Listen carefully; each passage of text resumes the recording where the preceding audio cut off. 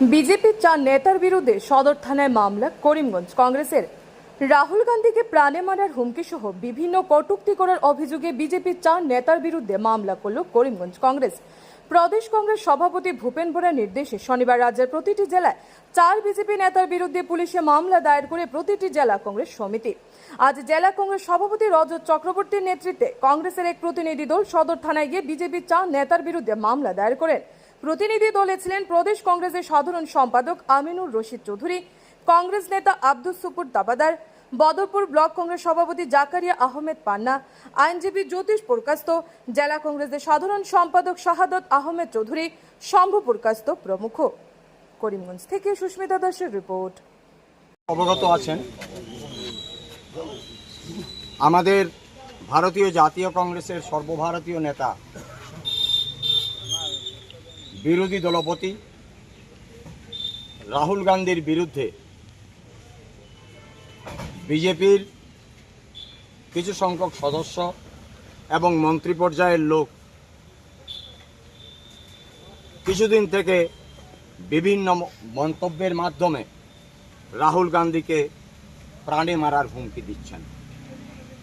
কেউ বলছেন রাহুল গান্ধীর জিহ্বা যদি কেউ কেটে নিয়ে দিতে পারে তবে তাকে 11 লক্ষ টাকা দেওয়া হবে। আবার কেউ বলছেন রাহুল গান্ধীর মাথা যদি কেউ কেটে এনে দিতে পারে তাহলে তাকে 30 লক্ষ টাকা দেওয়া হবে। কেউ বলছেন ইন্দিরা গান্ধীর 1984 ইংরেজির 31শে অক্টোবর যেভাবে দেশমাতৃকার জন্য মৃত্যুবরণ করেছিলেন তাকে অতিরঞ্জিত করে হুমকি দেওয়া হচ্ছে রাহুল গান্ধীজিকে, যে ইন্দিরা গান্ধীকে যেভাবে হত্যা করা হয়েছিল ঠিক একইভাবে রাহুল গান্ধীকে হত্যা করা হবে।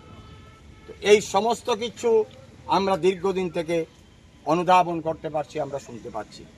আজকে সমগ্র আসাম রাজ্যে আমাদের রাজ্যিক সভাপতি ভূপেন বোরার নির্দেশক্রমে সমগ্র আসাম রাজ্যের প্রত্যেকটি জেলা কংগ্রেস আজকে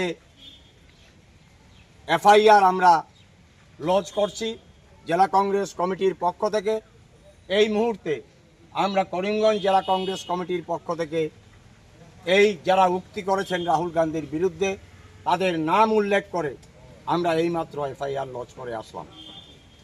আমরা জানি যে বর্তমানে যে সরকার অধীন রয়েছেন কেন্দ্রে এবং রাজ্যে, তারা অনুধাবন করতে পারছেন যে মাত্র 3500 কিলোমিটার কাশ্মীর থেকে কন্যাকুমারী যাত্রা করে বিগত 2024-এর নির্বাচনে ভারতবর্ষের জনসাধারণ রাহুল গান্ধীর পক্ষে যে রায় দিয়েছেন, আগামী দিনে এই রায় আরো ভয়ঙ্করভাবে ভারতবর্ষের জনসাধারণ দেবেন। এবারের নির্বাচনে ভারতবর্ষের অগণিত মানুষ, 140 কোটি মানুষ রাহুল গান্ধীকে বিরোধী নেতা তৈরি করার জন্য, বিরোধী নেতার ভূমিকা পালন করার জন্য ভোট দিয়েছেন। নরেন্দ্র মোদী সাহেবকে প্রধানমন্ত্রী বানানোর জন্য নয়। কারণ যদি হতো, বিজেপির স্লোগান ছিল আপকি বার 400 পার, কিন্তু কি হয়েছে আমরা দেখতে পেয়েছি 240-এর মাথায় এসে ঠেকেছে বিজেপির নাম্বার।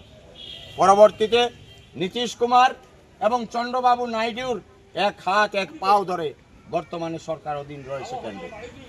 কাজেই আজকে এই যে পরিস্থিতির তৈরি করা হচ্ছে, আমরা যারা কংগ্রেসের সৈনিক রাহুল গান্ধীর নেতৃত্বে ভারতবর্ষের মধ্যে আছি, আমরা প্রতিশ্রুতিবদ্ধ, আমরা প্রতিজ্ঞাবদ্ধ।